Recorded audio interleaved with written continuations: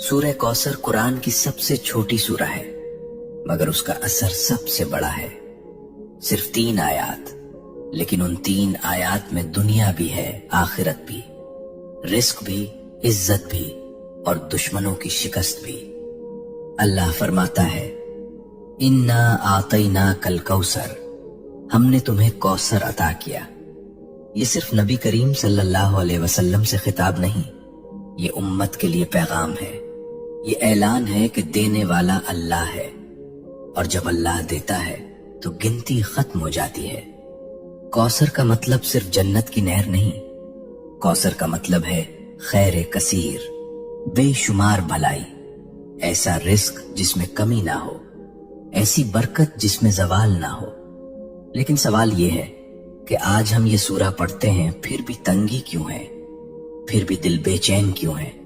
پھر بھی عزت کے لیے در در کیوں جانا پڑتا ہے؟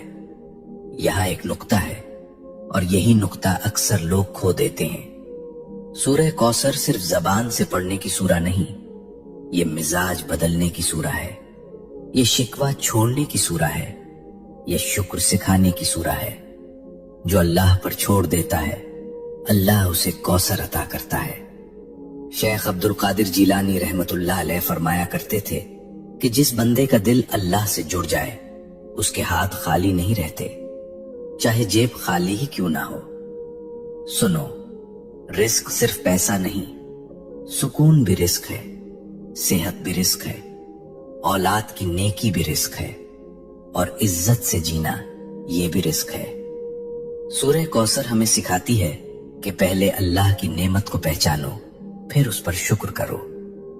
فَصَلِّ لِرَبِّكَ وَانْحَرْ، اپنے رب کے لیے نماز پڑھو اور قربانی دو، یعنی اگر کوثر چاہتے ہو تو تعلق مضبوط کرو۔ نماز کو بوجھ نہیں، ملاقات سمجھو۔ آج ہم چاہتے ہیں کہ رزق بڑھے، لیکن نماز ٹوٹی ہوئی ہے۔ ہم چاہتے ہیں کہ برکت آئے، لیکن شکر غائب ہے۔